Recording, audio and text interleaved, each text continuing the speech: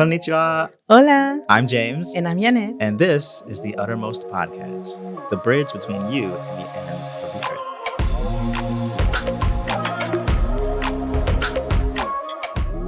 earth. A lot of us think that in our 20s, that's the time when, we do all the quote unquote crazy things, go explore, go out into the world, go out and find yourself, right? And your 30s is like, okay, you've done all that. Now you need to settle down. Well, our guest today didn't go by those rules and decided to follow the call of God and to leave his home in the state of North Carolina to go serve in Europe. Here to discuss what inspired him to step into this calling, the challenges that he's faced, and how living abroad has inspired his faith and perspective is our dear friend, Phillip Hanes. How are you today, sir? Yeah, I'm doing well. How are you? We are well. So Awesome. I want to know if you always had a desire to serve in another country. It's interesting that you say that because even as you did the intro, I started getting emotional. And I felt like that burning tear sensation in the back of my eyes because I was like, who, me? You're talking about me? It was very sweet of you. So I appreciate that. But as far as a call and the missions and a desire, I say it was humbling because when I was younger, I always wanted to go somewhere. I always wanted to travel. In fact, I was slightly teased for liking the UK. I had Union Jack flag stuff and still have all over my room. I remember watching the opening ceremonies of the Olympics with the British flag over my shoulders and being called un-American. And so I've loved the idea of living in the UK, which tells a little bit of a spoiler alert for the future of the rest of the podcast of the direction. But the idea of living somewhere abroad sounded amazing, but I really discounted my path in missions as I could never do that, or I quickly disqualified myself based off of my position in life and thinking that I could never live abroad. I could never go into missions. I had a lot of hesitations. My last name is Hanes. I had a lot of Hanes's hesitations that kept me from answering the call of missions. There was that desire of this would be cool, but there was easily this, that's not for me. That's for somebody else. And if I were to talk about wanting to do that, it was a joke for me. What was the hesitation? Like, what were some of those things that was just like, no, I can't do that. Well, I couldn't do this because why? Like, fill in the blank. Yeah. So it was, you could never do that because the finances aren't there. The education level isn't there. Your walk with God's probably not as good as somebody else's. No one's going to take you seriously. That was a huge one. No disrespect to my pastor's incredible, but I would say things like my pastor's going to think I'm following the coattails of some friends of mine that also went into missions, or a lot of lies from the enemy that tried to disrupt my relationship with my pastor. Say things like, if I messed up on the field, I'd have to tell him I'm from a neighboring church because my pastor's so well known in missions that I would never want it to be a reflection on him that was negative. Yeah. Almost like the responsibility, right? The responsibility that came from your pastor being well known in this work and that kind of thing. Mm-hmm. Yeah. And so I think it got overwhelming to the point where I just believed any lie that the enemy had for me. We would actually have Go Next conferences or Global Connections conferences at our home church. In fact, James, you've been to them before. And I was at those, but I served food. I didn't attend the meetings. Wow. Because that was like it's not for me. That was the block that I had. Like I was there, but I helped my mom cater the event. Wow. But I didn't take part of the meetings because it was almost like if I sat in the room, there'd be what is he doing here? Like, why is he here? He doesn't belong here. Wow. And I let the enemy kind of trap me in that for quite some time. Wow. Wow. And so what was it that allowed you to overcome those hesitations? Man. It was a lot of prayer, a lot of I think it got to the point where I just didn't want to believe them anymore. I started seeing some information about Romania online, Uh-huh. and I started following some of the short-term missions channels, and I saw that Romania needed aimers, or Romania this, Romania that, and um, some people will say that their call to missions was reaffirmed because they saw a flag from that nation just on a commercial somewhere, or it was advertised somewhere and just in their normal day, and that kind of started happening for me. I would hear Romania maybe in the news, or I'd see it while I'm traveling down the street. I'd see a Romanian flag, and that would catch my attention of like, hey, is the Lord trying to speak to me about going there? Just around COVID, I was going to apply for Next Steps Romania. I got approved, started working on the budget, and of course, COVID shut that trip down. Yeah. And I went to my aunt's house in Kentucky in 2021. We went there for 3 days because my aunt lives alone, and we wanted to celebrate the New Year's with her. We didn't know she had COVID, and it was the first introduction of COVID to my family in a very devastating way. Mm. We actually were going to be there for 3 days. We ended up being there for about 7 months. And in that time, it took me away from my family. She lives in Kentucky. We live in North Carolina. It took me away from our church family. It took me away from everything. Oh, wow. And sadly, she has passed away. She recently passed away last year, but thankfully the Lord helped her through that 7-month process where we thought we were going to lose her probably any day of that 7 months. My mom would stay at the hospital with her, and I lived about an hour from that hospital at her home. I took care of her things. I paid her bills, watched her cat for her, but I didn't have a car. I didn't have transportation. I had just recently lost my job due to COVID and the job closing down. A lot of insecurities. I was in a relationship at the time, and I started feeling like I needed to step out of that relationship because, hey, I have no future. I shouldn't be in a relationship right now. I'm unstable. I'm not going to church because there's no a way to get to a church here. And I started feeling very secluded, and it was one of the most emptiest parts of my life. Mm. And somebody from headquarters, Angie Clark, called me, and she was like, hey, we know that you wanted to go to Global Connection. We're going to go to Next Steps Romania later this year. We can't get out of the country, but we're going to do something called Hybrid 21, which is here in the States.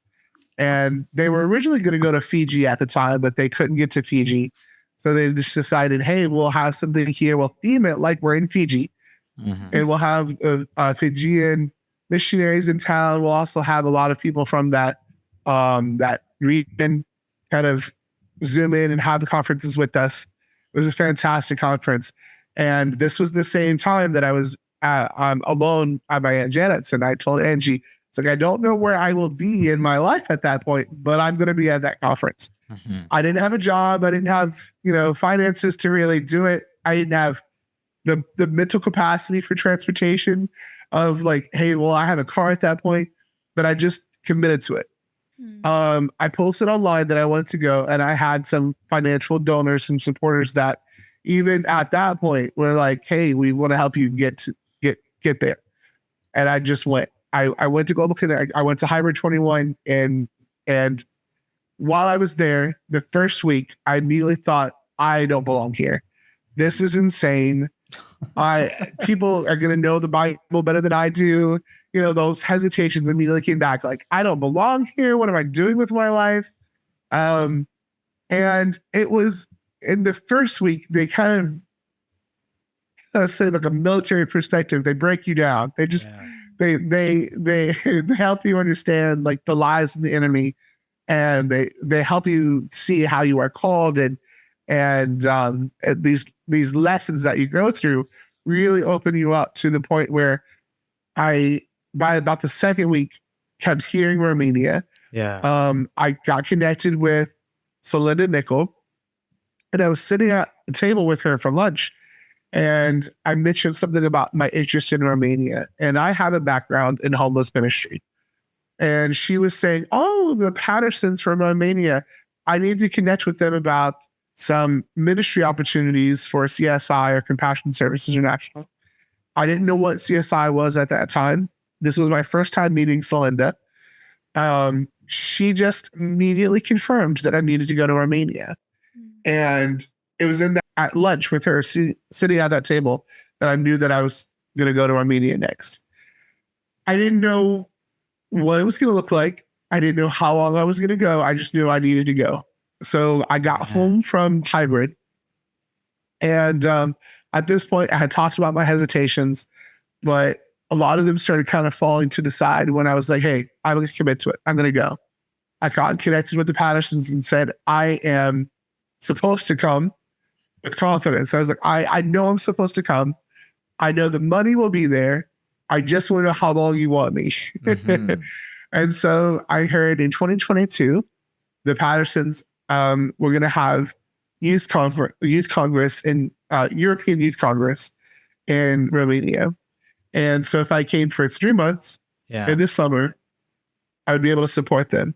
So I finally get to Romania, and this is where I get on the plane, and I remember sitting in the back of the plane with tears in my eyes, because it was that it was the metaphor of the plane taking off and knowing it was launching my ministry. Yeah. And knowing of all the weight that I had experienced, the lies of the enemy, the hesitations that said you could never do this, you weren't going to be good enough, they just all kind of melted away. Mm-hmm. And I get to Romania, and I remember thinking, missions seemed so extreme. Yeah. There's this mentality when you think about missions, you think about being an aimer. It comes with I hate to use the word like a clock. It comes with an idea of, I have to be knowledgeable at something. I have to have the word of God hidden in my heart in such a way that, the spirit could attack me on a street and someone could start yelling at me and it's the enemy. And I got to know, like, you're going to have all these spiritual encounters that are absolutely wild. And you might have those, sure, but missions, I quickly realized, is living your life overseas. Mm-hmm. It's not a something you grow to, it's something you grow in. And I was under the perspective, and I remember being at Hybrid 21, and some of the missionaries were sitting in front of me, and they were kind of playing with some African instruments, and they were laughing and making some jokes about stuff, and they were just chill, down-to-earth people. And I remember thinking, I can do that. I can be funny and still go to missions. Really? Okay, cool. There's a place for me. I thought ministry and missions was forgive me for saying stuffed shirt or stuffy. It was there is respect in ministry. There should be a respect in ministry. But I thought it was a straightforward, you had to be serious. You had to, there's a cookie cutter way of ministry that I didn't fit. And when I realized that there is a ministry for me, that my personality, I had this realization that I was created by God in a special way. Then why aren't my special ways, going to be what he wants me to be to reach somebody? Yeah. If he's calling me to reach the nations or calling me to reach people, he's calling my personality. He helped, shape me, mold me, fashion me. Right. How dare I say that I'm disqualified? Hello. How dare I say that my personality or the tools that I have aren't good enough to reach the nations or to reach people, to reach loved ones? Maybe I don't reach nations. Maybe I just reach a small community of people. But how dare I say that I'm not going to be good enough, because God created me. Yeah. He created you and he fashioned you in such a beautiful way. How dare you let that stop me? And how dare you let that stop, you whomever might watch this. And when I had that revelation, it was like, okay, I'm going to use my personality to be effective in ministry. I'm going to use my smile, my charisma, my love for people, my burden for people, my compassion for others to let that drive my ministry to the point where maybe I might not get up on the platform and minister now in a dogmented, like, hey, this and a deep passion or highly anointed screamer, minister, preacher, but I can get up and make someone laugh and make them feel comfortable.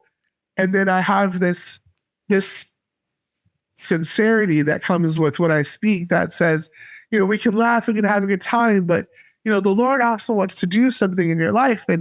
And when I think about how I let my mentality of I had to be a certain way, when I let that go and let the Lord move, there was such a freedom that comes with that.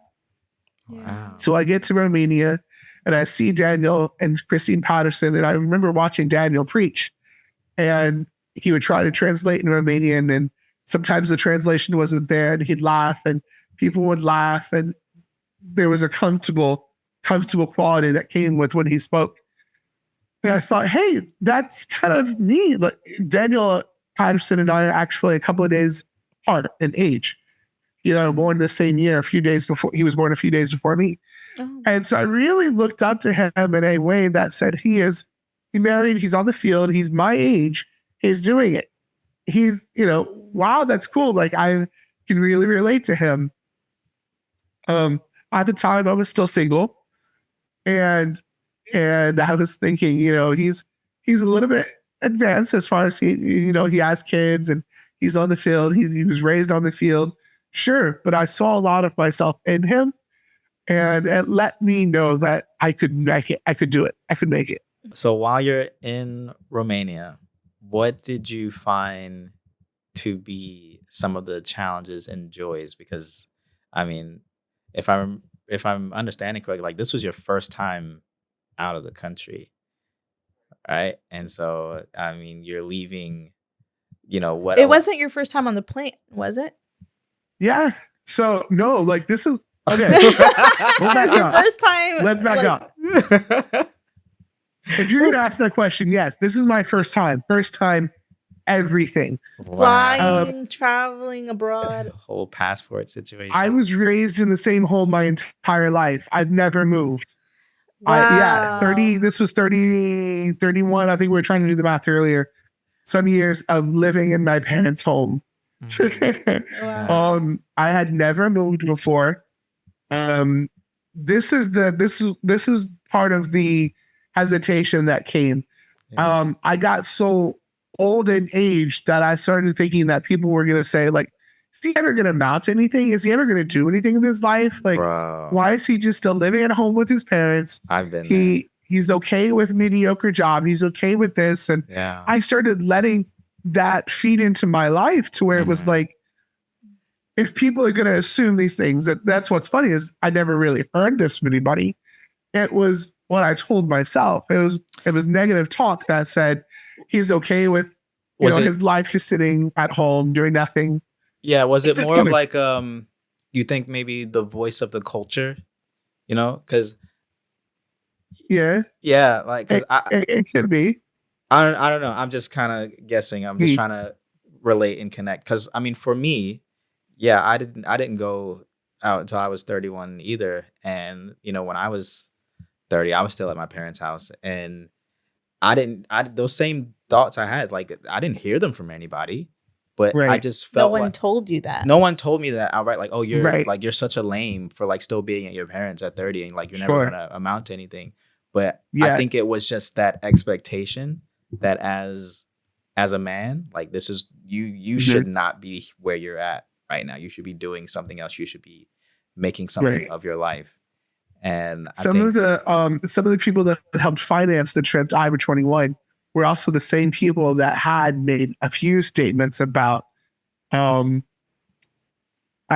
made a statement about wanting to go into insurance or family life insurance, and they were like, violates the direction of something. They were family, so I'll allow it, but they helped finance the trip to hybrid, and so it was a nice representation of, we're going to joke about, you need to get somewhere and do something, but we're also going to help financially support it. So I appreciated that. Yeah. But So- at the same time, it was definitely that it fed into my life of, you're single, you're home alone, what are you doing with your life? Yeah. And I think I just got so comfortable there that it was really hard to get out of it. Yeah. Um, But you did get and out then of it. Yeah. I did. And so What's funny though is I mentioned meeting Phillip and Nickel. We're talking, you're going on an AIM trip. Yeah. You're supposed to, at this point, be okay with travel or be okay with, something at least to the point where you're a little bit more independent. Yeah. And there was a season where I'm still considered a missions coach for the European nations. They're trying to fluctuate how that looks right now as far as missions coaching. But when we look at people who are interested in missions, we look at how long they've been in missions, what they've done. We kind of gauge their maturity level, and we help direct them to where we feel like they could benefit some more training, and or are they ready to go on to AIM? How will they help the missionary? What skills do they have? And I had never flown before. I had never taken public transportation. You take public transportation where I'm from, you might not get home at night. Like that's the mentality that I had for taking a bus. Yeah. I had never Ubered before. People were like, just take an Uber. I'm like, yeah, right. What's an Uber? Yeah, Can you like eat it? this is wild to me. Yeah. So my family and I, we were just joking of it would be nice if someone could help me fly to the country, Romania, help me get situated, and then come back. And I'm like, I'm on AIM. That's not a thing. Like people don't hold your hand and get you there. But Celinda Nickel, my missions mother, I happened to just mention to her, it would be neat if someone could help me organize my tickets. I didn't know what I was doing as far as booking a flight, or finding, the right price and things. Yeah. And I told her, I was like, it would be helpful if someone could just guide me in purchasing a ticket and could fly over there and be with me. And she just kind of laughed. She was like, actually, I need to connect with the Pattersons. Like I told you, also, it's around my birthday. What if you send me your money for your ticket? I purchase your ticket. My daughter and I fly to Romania with you. And then I'll go to Italy for my birthday. And then we'll come back home. And I was like, you are my angel. Like, how in the world? So Who does that for nice. somebody else? So it was that another little step of God setting me up for success in a way that said, you're going to one day be able to do this on your own, but right now I'm not going to overwhelm you. I'm not going to stress you out with things you don't need to be afraid of. So I sent her my money. She helped get my ticket. Then she taught me while we were in the airport, okay, this is where you go. These are the screens. This is where you look for your next flight. This is, you get to you get to your gate, then you go to the toilet. You get your gate, make sure it exists, then you go eat, come back. Exactly right. Exactly. Wow. Exactly that. And yeah, that is so sweet. That is like the nicest thing.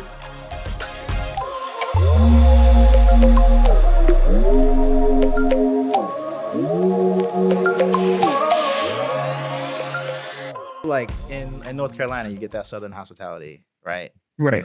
Was it anything like that in Romania? Yes. So thankfully, a part of the local church, there is that family mentality of, oh, you like this? I'm going to make that for you. Even before I left, someone was like, oh, you like that traditional dish? Let me make it for you before you leave. Wow. And they had some on my last service. Like there was that hospitality of, we'll get you what you need, what you want. Don't worry about it. We'll take care of you. Yeah. The culture was beautiful. The food was delicious. I loved it. I'd go back there in a heartbeat if I could. The language came relatively easy to me. I still remember a lot of it. I retained a lot of it. That's cool. I feel like if I were to go back and get more immersed into it, I think what happened is, you go to a different country and you pick up what you need, but also when you're immersed in it, you have to learn it. You have to know, because that's how you get around the city. That's how you start to know common words that'll help you get you through your day. But then when you're sitting down talking to somebody, the Pattersons were phenomenal at saying, we'll have a conversation, but then we'll tell you what we just said. And so me and a few other aimers, if we're just sitting there stone faced, like, hey, what are they talking about? After the conversation, they'll look at us and say, we've just been talking about this, this, and this. And she said this, this, this, that. And so we eventually picked up words through either context or we heard them over and over again. I do a lot of American word association. So if something sounds like an American word, I would remember it. So like there's prunes, like lunch. I heard prunes. So like, okay, I can remember that one. Or there's another word that sounds like the ocean and it means peace. And so it's like peace like the ocean or the river. So I established those connections. Yeah. Good old so there was the fun way of learning the language through what am I familiar with and how can I make that connection to remember that word in the future. Well done. Well done. I just realized I know some Romanian. Buna. Buna. I know carne and verde. Yeah, exactly. And I have a Spanish background too, so that helped a lot as well. A lot of Spanish and Romanian words were similar. I also noticed they're Latin based as well. So some Romanians could speak Spanish, Romanian, and Italian. And my barber spoke English, Romanian, Spanish, and Italian. And if he didn't know an American word, he'd speak in a different language. And I could at least get to the context of what he was trying to say by just saying it in Spanish or Italian. Very cool. Very cool. I want to visit. Well, I've been to Romania, but I want to go with James. I'd like to go. I'd like to go. Yeah. So you were in Romania, and then your next stop was in. So I was in Romania, and my next stop. Are you saying like? Are you trying to lead towards the missions? Emissions. Okay. Your next stop was in Scotland. That was a terrible lead-in for me. Sorry. Yeah. You should just said it. I should have just said it. I was trying to be cool, guys. I'm sorry. I am sorry. The airplane? Yeah. My bad. So your next stop was in Scotland. How did you end up from Romania to Scotland? Yeah, sure. So when I was younger, my pastor, I had an interest in going to Urshan Bible College. My sister went to Urshan. I had some friends, even the friends that I thought I was going to follow the coattails of, I mentioned earlier, he went to Urshan Bible College. And when I talked about wanting to go to Urshan, my pastor politely told me no. And it was one of those, I didn't see it at the time, but, why did you tell me no and everybody else got a yes? Yeah. I didn't know it. He was just protecting me from things. Yeah, sometimes ministers have to tell you no to protect you from things that you can't see. And I'm so thankful for, people who are going to be able to guide in that manner. And so when I got to Romania, my pastor did tell me about Harvest Bible College in Scotland. He's historically one of the teachers. He had taught in the past, and there's a rotation of teachers that go and teach every few weeks. And he mentioned Bible college in the past. And at that point, I thought, I could never raise the funds to go overseas. And that just seems so extreme to me. I could never do that. Can I pause you? And then to clarify. So your pastor said no to Urshan, but gave you the option of Harvest at that point in time? Correct. But wow, that's actually really cool. But anyway, you didn't think that would be an option for you. Yeah. Right. Sure. Logistically. Okay, go ahead. He told me, it was actually, he told me no to Urshan, but he told me yes to Northeastern Christian College in Scotland. I'm sorry. In Canada. He told me yes to Northeastern Christian College in Canada. Yeah. And he told me a yes to Harvest Bible College in Scotland. Yeah. Two Bible colleges outside of the country. Because even at that point, this is what's why. I don't. And this is why I say I know that. Right. To me, it seems like maybe it felt like, wow, you don't maybe it felt like, how come these people got a yes, but I got a no? I'm not good enough then. When really it was like, but he was seeing something in you, right? Right. To go, because we visited Northeast Christian College, and it has a very similar vibes. I don't know. I don't know what other word to use Right. than to Similar- HBC. yeah, you culture, know, similar that culture. Right. that similar culture of going out and doing ministry trips and things like that. You know, very hands on kind of stuff. Right. But I think that's really cool that he, you know, gave you those options. Even he Sure. planted that seed, if anything. You know, even if Yes, you that's didn't what it think you sounds could like. go at that point, there was a seed Right. planted. Yeah, that's Exactly. When I got to Romania, the first week we went on an outreach. We were going to do some ministry along the street, and Christine Patterson, being from Harvest Bible College in Scotland, immediately started talking to me about going to Harvest, and I made that connection with her and said, you know, my pastor wanted me to go when I was younger. I thought I could never go, but we started talking about some of the current programs they have. One being Altered program, where you can be at home and still be a part of the classes, and a little less expensive, but you still get that opportunity to go to Bible college. And I remember getting, some people call it, I heard it a funny way of saying it, but I remember getting chills. I remember getting the little goosebumps Goosebumps. is one of the phrases I would use. Yeah. To where it was like a aha moment. And I recognized that aha moment because the last time I had it, I was sitting with Celinda talking about Romania. Wow. And it was that peace that the Lord spoke and said, hey, Harvest is next. So you went to Altered. You were in the Altered program. Right. Were you the first year of Altered or the second year? I can't remember. First year of Altered. Wait, you guys were in the same class? Yeah. Yeah. Oh my goodness. I just remembered. Yeah, you guys went to, okay. Sorry, I'm not going to ruin it. I remember feeling that same goosebumpy peace feeling where it was the Lord saying, okay, Harvest is next. Where before it was Romania is next. Now it's, hey, Harvest is next. But it was the first week of being in Romania, and I still had to pray about it.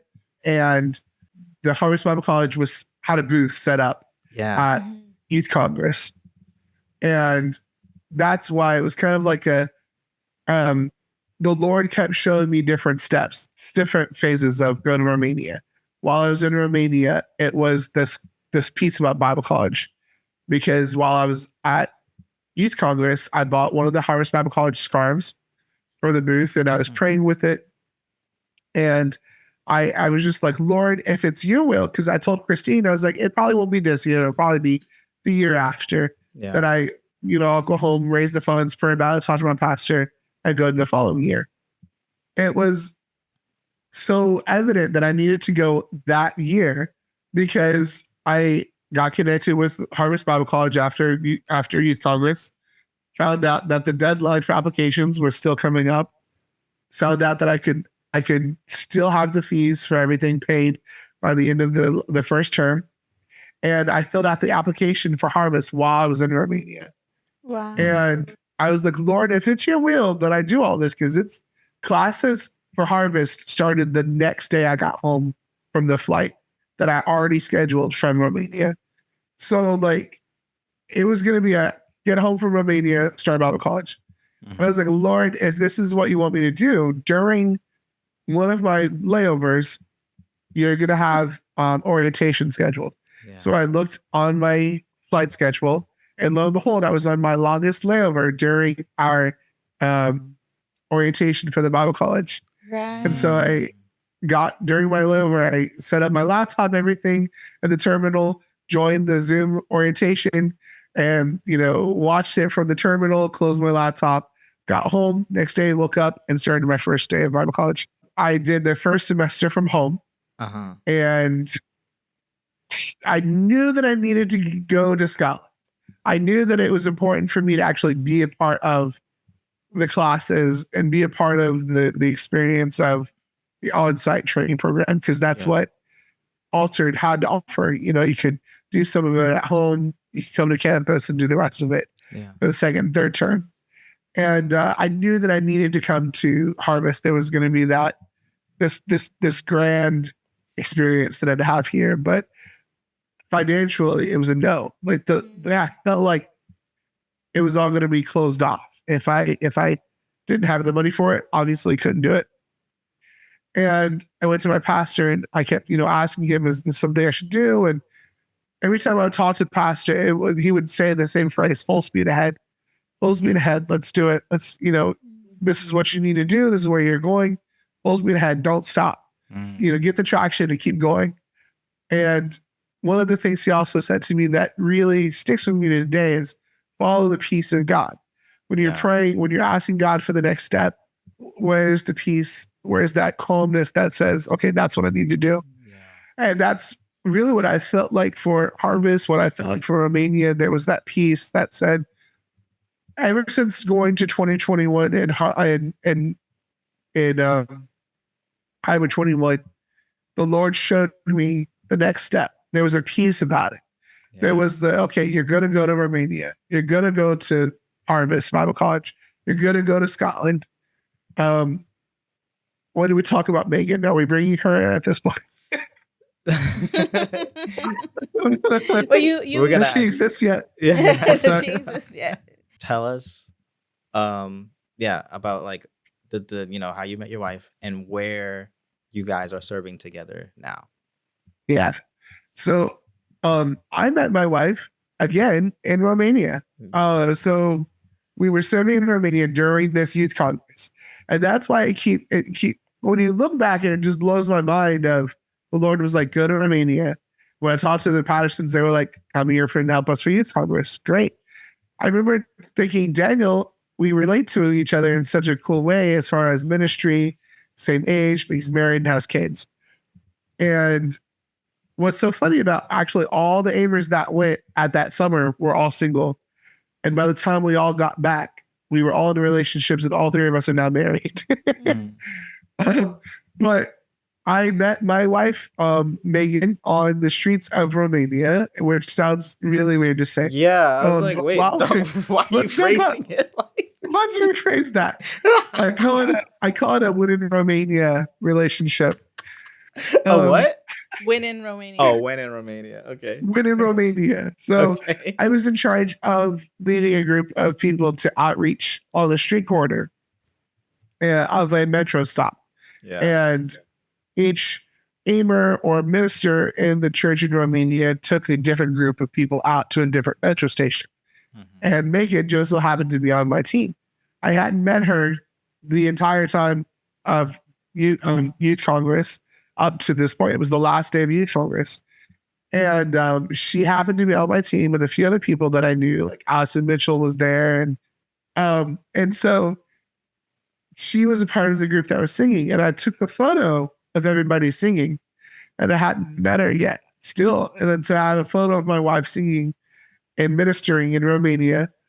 And on the way back to the metro, she says, she and HanesMission see this stall that are selling waters and fans. And in a very British accent that I can't do, I heard, oh, look, they have fans. And I stopped, and I remember looking back and hearing it, and it caught my attention. And she'll to this day say it was not that British, but I tell her not to break That my sounded like a pretty good Megan impression. That was not bad. Yeah. Thank you. And so I stopped, and I remember seeing the rest of the group go to the metro, but I couldn't leave these other two behind.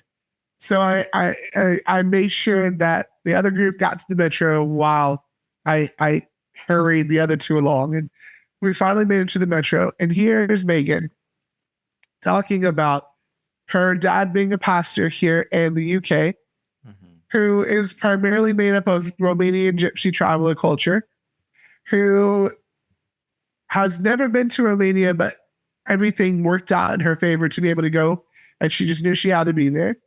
She works for Harvest Bible College. She's part of the year 2 students, kind of go between the student and student rep, go between the teacher and the students.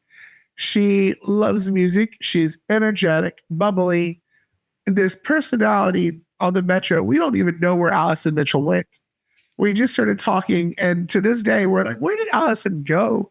We just started hitting it off really well. She knew. And we started talking about the Bible college and Romania and her church, and we got off the metro, and she had to go to her hotel. I went off to the hotel where service was about to start.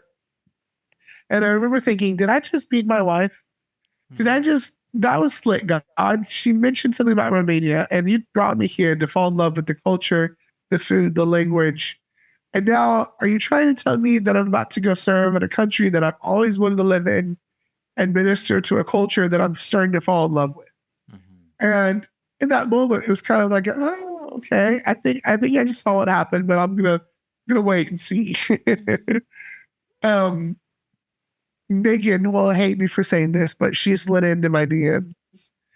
A lot of people know it's a running joke for us now, but she is the one who messaged me, and all she said was, if you're interested in Bible college, this is the deadline for the applications. She was recruiting you. Along the lines of, also, how are you doing today? Kind of thing. What a line. And it worked. It worked. It worked. And so she'll blush to this day every time I tell that story. But it's true. She showed interest and pursued. I always say, like, she tracked me down. She really pursued it and went for it. No, she's a doll. I love her, but at the same time, it was funny because she was just, I didn't know what she was doing. I was so oblivious, but I knew that I enjoyed talking to her. I remember she made it so easy to talk to her. Yeah. I think that's what's so creative about her is she is inquisitorial and she wants to have a conversation with you. I think that's really what I enjoyed is she just knew how to talk, and we just talked for hours and hours and hours. And I'd get so excited to be able to talk with her and share my future in missions or my interest in missions, and we have a lot of things in common as far as our ministry opportunity and missions. So when I got the understanding or the clearance of coming to Scotland and moving forward in missions, I didn't know that the Lord was setting me up for living in a country that I always wanted to live in, ministering to a culture that I quickly fell in love with, doing it in a very unique way that I have to remind myself in the low points of life, you're where God wants you to be. Yeah. Wow. Yeah. That's amazing. I love your story, Phil.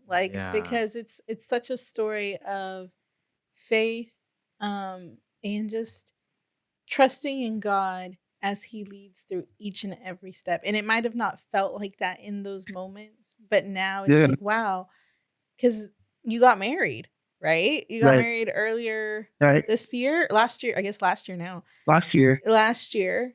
And so you went to Scotland, you got your Bible college experience and, certificate. You pursued this relationship with this wonderful woman of God, and one of my dear friends, Megan, and you guys got married, and now you're serving in the UK. And it seems like it's like all of those things are just kind of coming together. Correct. So what does your life look like now, being in the UK, your life, ministry, so forth? Right. Here's the fun part. It's I get so excited telling my story, and the reason I get so excited about it is because of the relationship I had with the Lord and the process. It came from I don't know what I'm doing with my life to knowing exactly what God had for me next step. There was this, you went here, he took me here, and he showed me this. Okay, this is what you need to do next. Romania, Harvest Bible College, get married. Go to. I'll even throw in this one more thing in there. And this is so important. This is why at this moment, this is why I have the confidence that I need to get through today. I went to Global Connections in St. Louis just before coming to the UK. And I don't encourage this. Megan and I got married in July. And because her visa was ending soon, she had to come back to the country before I could come back to the country. Yeah. So she and I were about 2 months apart. And one of the secret reasons I pushed coming to the UK out further than I probably should have was I felt like I needed to be at Global Connections in St. Louis. Yeah.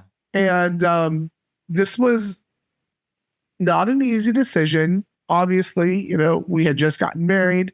It's important for us to start our relationship together and be together. Yeah. But I remember seeing the lineup of speakers for Global Connections. And there's something fun that they say Global Connections. We love to see you next year, but if we don't see you, we hope you're on the field. Like, if you're going to be on the field, don't come to Global Connections. That's the whole...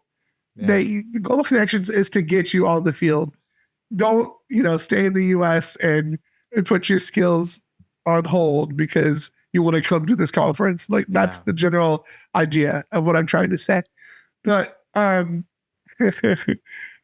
saw the lineup, and there was a specific speaker who works in a sensitive nation, and she was going to be there. And when I saw her name, I immediately felt in my spirit I needed to be at Global Connections. And I went knowing that I already had a calling. I knew that I needed to make the next steps. I knew the very next week I was flying to Scotland or to England. So it wasn't that I was going for answers or clarification, because I knew that the Lord had set everything in motion to where I needed to be up to that point. But when I got to the UK, I didn't know what was after the UK. I still don't know what's from this point on, because I'm still working with the Lord on that. But that night while she spoke about the scripture of laying the angel when he reached out and took the coal from the altar and put it on I can't remember his tongue. Do you remember that? Well, cut this out. Like Elijah's tongue, yeah. And when Elijah was in the presence of the Lord, he felt, what is it? Isaiah. Yeah. Is it Isaiah? Prophet. And I went into the temple. I went into the temple of the Lord. I saw the train of his robe.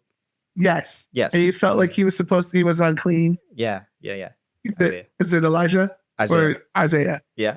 Isaiah 9.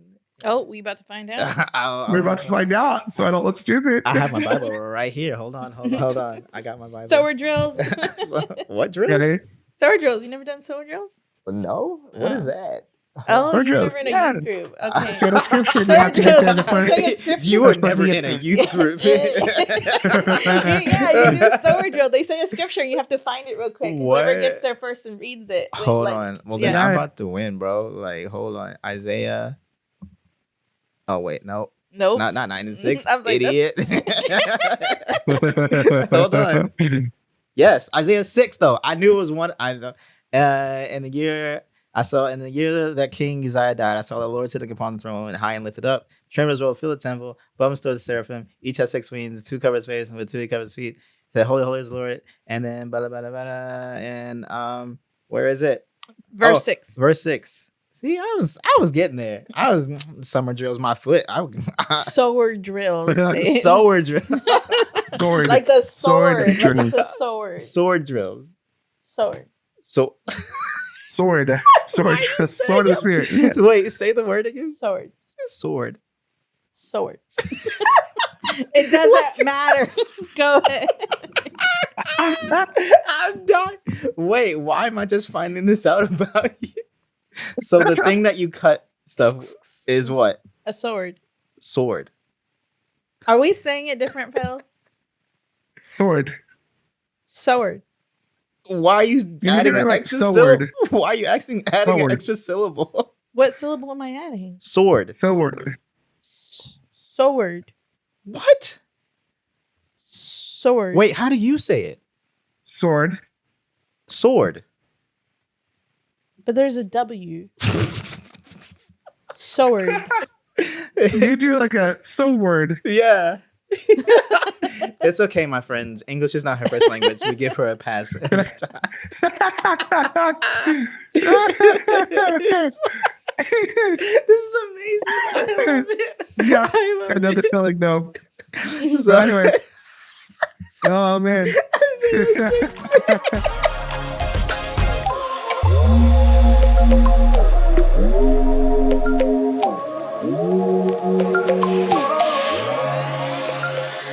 So you got that verse. Yes. So basically she's there, she's preaching, and she's talking about Isaiah. coming before the Lord, and he immediately feels unclean. He's in the presence of God, and to anoint him, the angel takes the oil off the altar, puts it on his tongue. He says, "Woe is me, for I am clean." And he acknowledges that he's unclean, and the Lord speaks to him. But the very first part you were just reading a minute ago, it says, in the year that King Uzziah died, in the year that his mentor died, in the year that, the person that had been guiding him up to this point died. Then he has this visitation from the Lord, and he says, "Woe is me, for I am unclean." There's this next thing of the Lord saying, who will go for me? And he says, "Lord, I will go. Send me." And there's this. My mentor has just died, but I'm ready to go. And I, in that time, grieved. I have mentioned Celinda many times, and she knows this story already. I grieved in the altar so much so that I thought Celinda was actually going to die. Like, I had never grieved somebody so hard. I really felt like I was losing Celinda. And it wasn't that she was physically dying. It was knowing that her wisdom had come to a point in my life that said, okay, you're ready to do what the Lord has for you. I've helped you. I've guided you. I've flown to Romania with you. I've done all these things with you. But I release you. Yeah. It's time for you to go. It's time for you to make that step. The very next verse, it says, "Okay, God, I'm going to go. But how long do I go for? How, what's the length of how long I need to be there?" And that verse ends with, "Until there's nothing left," essentially. Until there's desolation. You go until there's nothing left. You go until there's no one left to tell.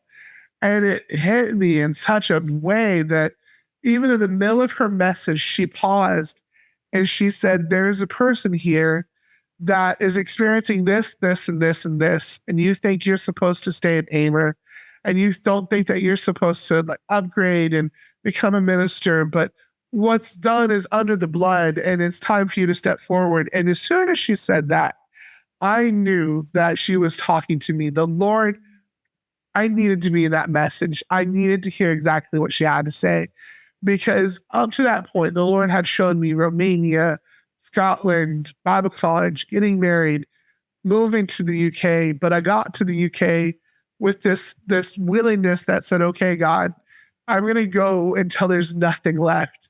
I'm going to let go of my church family, my pastor, my ministry, my calling that I felt like maybe I had in the US.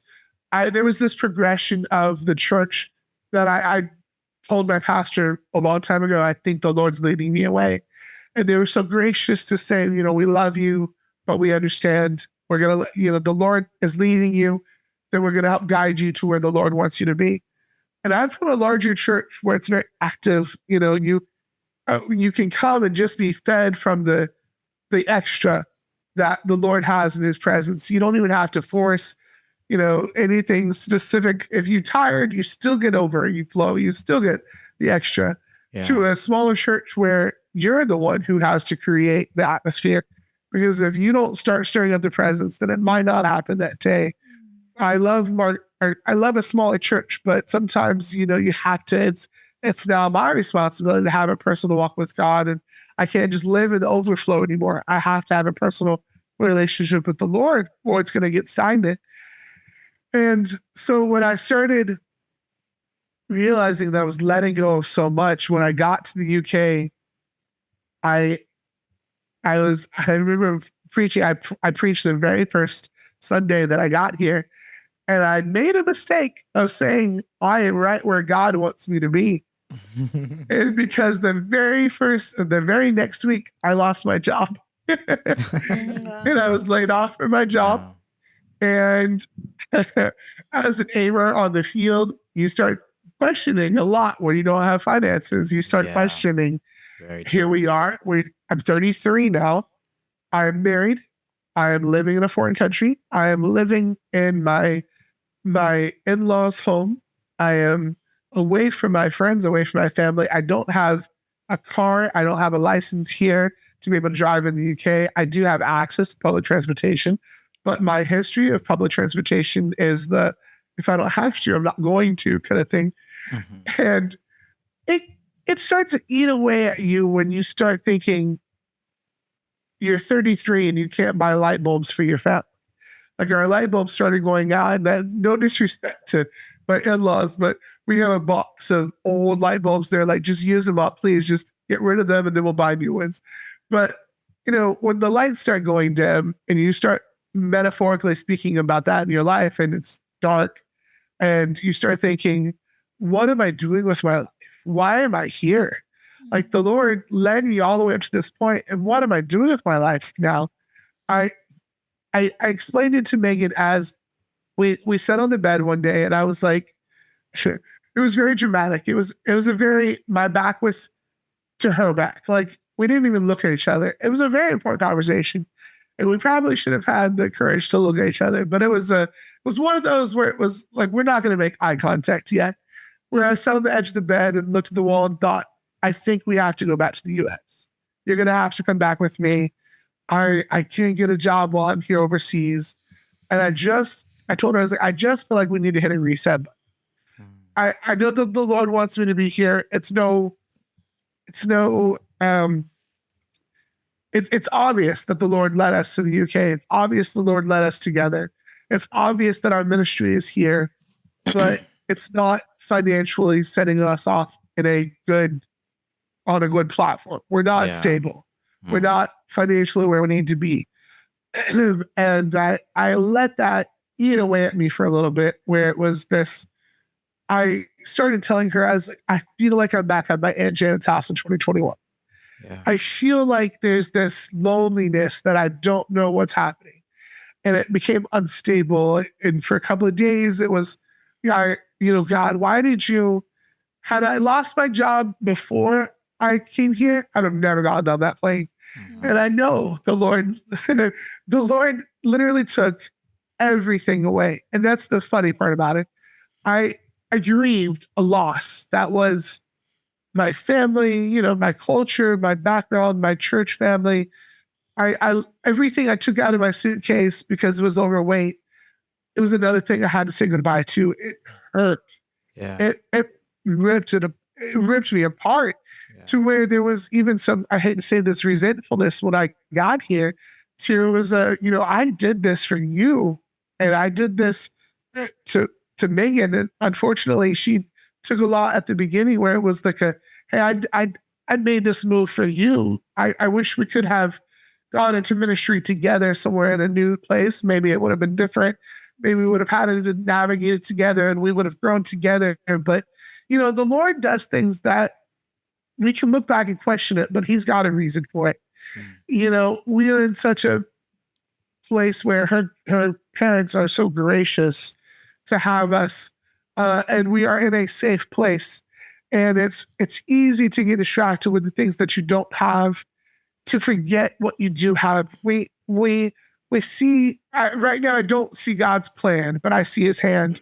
I don't see it personally where it's I'm getting blessed financially, but I know that her family's been blessed financially, and because her family was blessed, I was blessed. And when I recently sent a message where her dad was speaking, and he was talking about, the Lord feeds the birds, and tomorrow's got enough to worry about. Why do I have to be anxious about right now? And I thought about it, and I was like, wait, Lord, this is how I felt in 2021 when I was alone. Mm-hmm. And now I've got a support group now, but I'm feeling this desperate sense of, God, what am I supposed to do next? Yeah. He showed me Romania. He showed me Harvest. He showed me Scotland, but He hasn't shown me up to this point for the future. Yeah. And I know it's because when I was in St. Louis for Hybrid 21, He pulled me away a couple of different times from the group of people, and I went into prayer. And my prayers were basically, it was a song that played for about an hour. It was Empty Me. It was all about, I try to remember the song right now, but it was basically along the lines of um, empty me and fill me up with you, God. Like it was a song of surrender that said, it's not about me, it's all about you.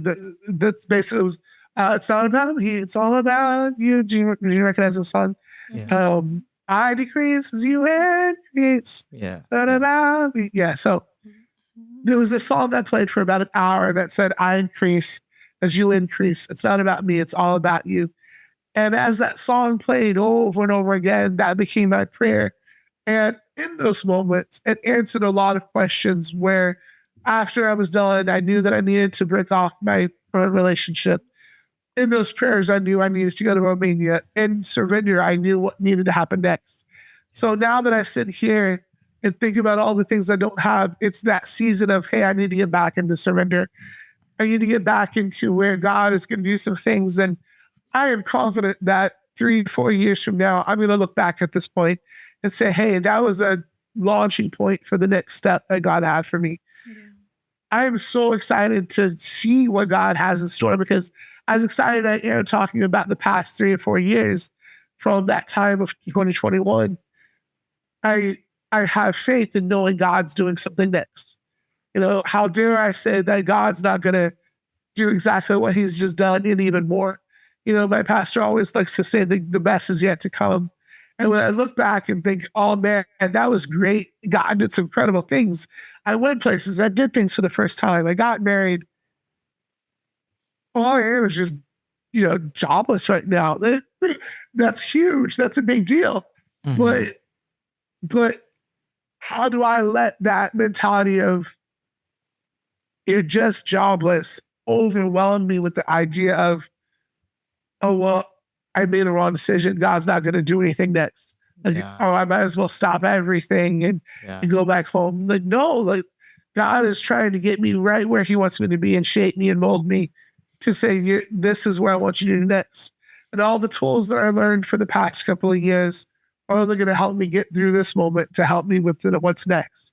Yeah. And so that's what I'm so thankful for, is just knowing, hey, the story that I get to tell now can't even compare to what's about to happen next. I don't know what it looks like yet, but I'm very excited to be a part of it, to be a part of what's going to happen in the UK, what's going to happen in European missions. I love European missions, and anywhere in Europe, wherever the Lord takes us, even if he takes us out of Europe, I'll be okay. Lord, don't give me heat, don't give me massive spiders, please. But I love the rain. I love the cold, wet weather. Yes, Europeans, we walk everywhere, but the cold and the wet, I'm here for it.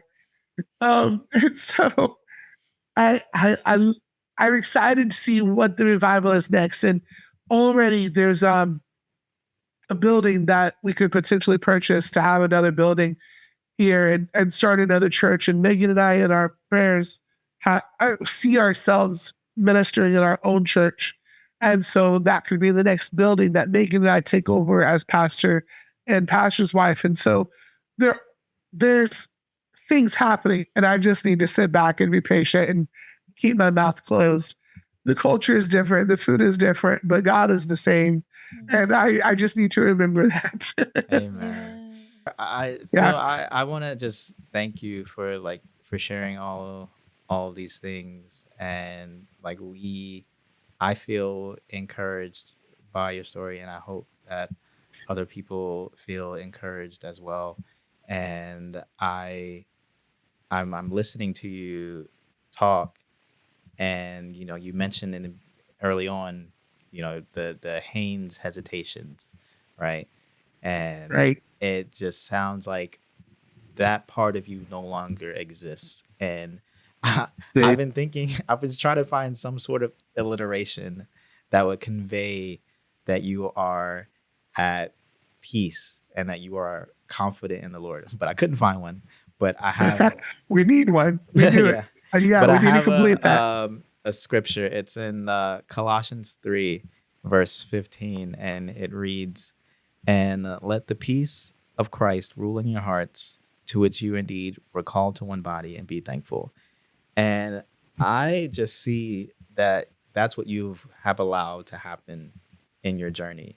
That you went from this person who was anxious and hesitant and doubtful, and all of those things have been moved out of the way. And what sits on the throne of your heart is peace. That's what I imagine. When I read that verse, I just imagine, a throne and all the things that we put there, anxiety, doubts, all those things can rest on the throne of our heart. But that verse says, let the peace of God rule. Let the peace of God sit on that throne. And I think that's what you've done. It doesn't mean that there's not going to be any trouble. It doesn't mean there's not going to be things that bring doubts. It doesn't mean that aren't going to be things that bring anxiety. But you will never. But we aren't meant to allow those things to sit on Okay. that throne. And I just see you as like a person of peace, that no matter what happens, you're just going to, be at peace, continue to keep your eyes Sure. on God. And Yeah. I want to thank you. And yes, ma'am. I wanted to say just one thing to you, Phil, as well, and to those who are listening, that sometimes when we look at missions, right? Phil, you described what missions, missionaries, aimers, the perception of what they are, what they look like, what they're supposed to be was before you got into missions. And then when you started getting to missions, like, wow, they're real people with, just doing life overseas. It's not this like as boxed in thing, right?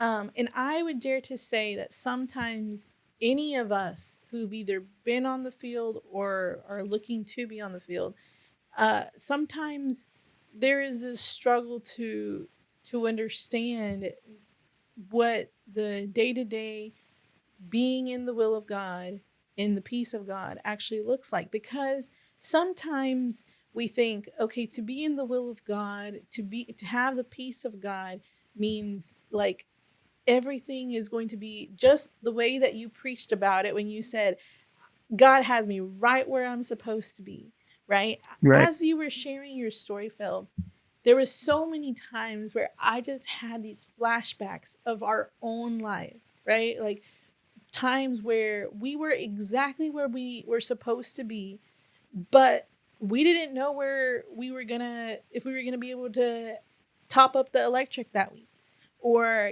have food on our table that week, or even every step of the way. I think there is what people see, and then there is the reality that you live through every single day. Yeah. And I'm only saying this to be real and transparent because I really admire the fact that you are here speaking to us about this today, Phil, because so many people, they think when they're in those seasons of, I know I'm supposed to be here, but there are some things in my life that just are not quite, I don't understand. I don't know what's coming next. We feel that maybe social pressure that we aren't allowed to talk about this until we're on the other side. Right. Yes. And so then the listener, the person who is in that same spot that we are in, listens to these podcasts, listens to these episodes, and builds this idea in their mind. Oh, I could never do that. I could never be Right. that, because like all these people, they're just living from glory to glory, like it's like great things all the time, and rarely maybe do they hear that reality and The in that between, the in between the glory and the glory. yeah, the in between, Right. right? And I think what you shared today is such a powerful testimony of God's promises, of the willingness to follow after the peace of God, but also what some of that in between looks like. And I thank you for sharing that in such a raw form, because I know there are going to be people that are going to listen to this and they're going to feel like they relate, and your story is going to encourage them to understand that they're not the only ones, right? When you spoke your story, Phil, I felt, wow, we're not the only ones, Yeah. because we've been there. Right. We've been there. We were there when we were in Scotland. And even though like we are so blessed here in Japan, we have had those rough moments where it's like, whoa, something, took us by surprise. And it's like, okay, what are we doing? Like, and so those things, those in between moments, they're going to happen. They're real. It happens to all of us. Right. And Right. and so I just want to thank you, Phil, for sharing your story, because I genuinely, I related, it ministered to me, and I know it will minister to someone who's listening. Yes. Thank you. Agreed 100%. So if you could, please tell us about the church that you and your wife are serving in, where it's located, what you guys are about, any related social media, just any ways that people can connect with you guys and possibly attend. Currently we're in Durham, England. Durham is quite large for the area, but there are multiple, I don't want to say cities, it's not the term to use. I have to not use American vernacular when I try to describe geography in the UK. It's very different. But we are currently in Durham, but about 45 minutes from our home, we're looking at another church building in it's sort of near a, what is it called? Okay. It's another area called Ferry Hill. What we're looking to do right now is we'll have our Sunday morning service, which is here at the Apostolic Lighthouse Church of Durham. And then we'll have a midday service at the church out close to Ferry Hill. And then we'll have an evening service back at Apostolic Lighthouse Church of Durham. It's going to be a lot, but it's worth it to reach the community and to start extending ourselves. But what's so cool is, even before I got here, the Lord was already bringing young men into the church that are ministers or interested in ministry. So now we have about 5 guys who are on rotation, where we will preach on a Sunday morning, a Sunday night, or a midweek service. And we're all getting that experience, that training, so that when we're ready to open up that next building, we can have a rotation of people to go out, preach, and come back. So it's not, the same 2 people wearing ourselves out over and over again on a Sunday. So we can already see how, as the Lord is growing and spreading us out, he's already bringing people into our church to help us and support that next ministry. Part of my personal ministry is social media and promotions. And for Harvest Bible College, I now do the marketing. Thank you, Jeanette, for helping me make that connection. But I do the social media for a couple of other things and missions related social media. And their church didn't have an active social media platform. It didn't have an Instagram. It had a once in a blue moon they post on Facebook. So they now have a church logo. We have a new branding strategy. I've redone all of their business cards. They have an Instagram account. This month, we're launching all their new signage that's going to come to the building that we've designed. Their Instagram is getting active, and we're starting to see followers. But my biggest thing is that it hit me the other day. Megan's church is primarily made up of traveler culture, and that traveler culture, it's a very hard culture to reach. Mm-hmm. You have to develop their trust. Yeah.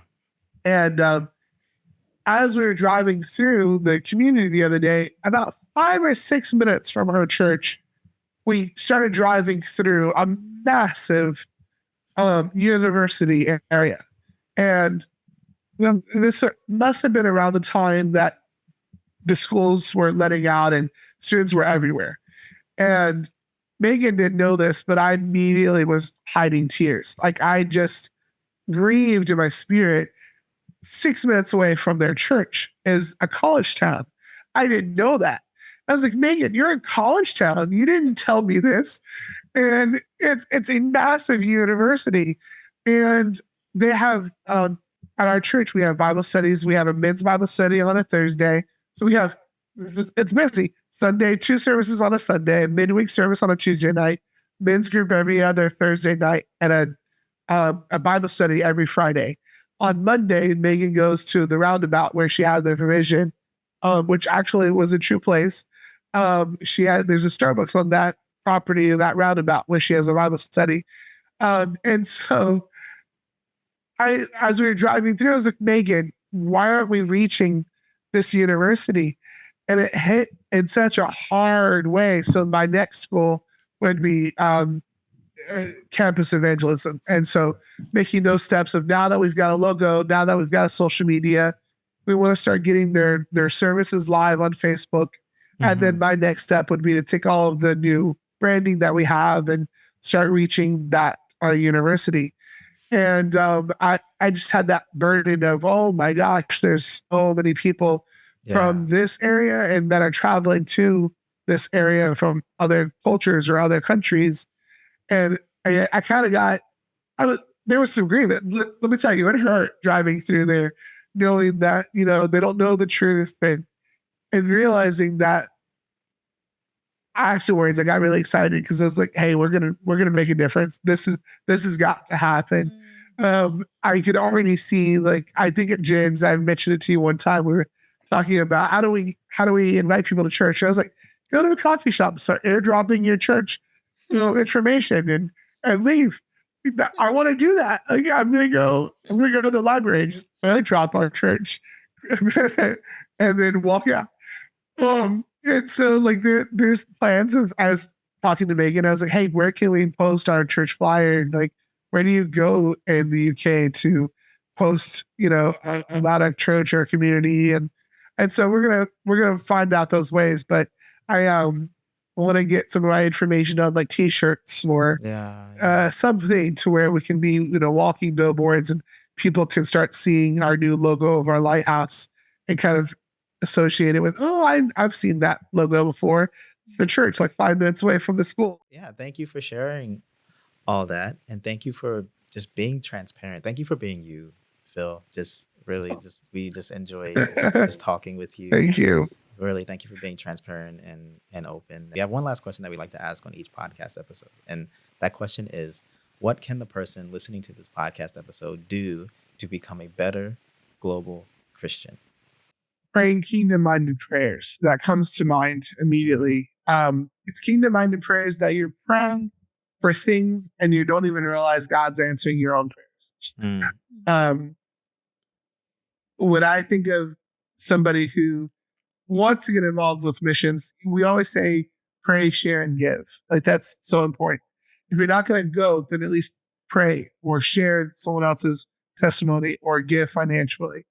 But if someone who's interested in missions just starts praying for missions, they're going to realize sooner or later they're going to be the answer to prayers that they've prayed themselves. It's, Lord, touch. Wow, that's good. I remember recently I was praying for Cyprus, and Cyprus needed aimers, and I got connected with the person who answered my prayers to Cyprus at Global Connections. She's an older lady. And when I met her and she was like, you know, I was praying for Cyprus and realized one day that it was me that needed to go. I was like, exactly. Like, I'm so glad that you're going. I was praying for Cyprus and I knew that I probably couldn't make it, but I just knew someone else could. So when you see that somebody's that answer to prayer, you get so excited. But all she was I don't, respectfully, she was at least 60 or 70. I didn't ask her age, but I did say within your age range. She just felt like the Lord was leading her in that direction, and to see her now in Cyprus and her walk with God and how it's grown in a new, unique way. All she started with was, God, help this nation, touch this nation. There's a need there. And suddenly she realized she was the answer to prayer. And I messaged her and I was like, hey, isn't it cool to be an answer to prayer? Isn't it cool to just know because you're on the field already, because your feet are already there, you're an answer to your own prayers. I think that's pretty cool when you can start praying kingdom prayers and suddenly you realize you're the answer to your own prayer. The Uttermost podcast is made for the Christian that wants to be global and the person who wants to understand Christianity across the world. We hope you enjoyed today's episode. Thank you for listening to the Uttermost podcast, the bridge between you and the ends of the earth. And remember, the end of the bridge is closer than you think. Now go and be a witness.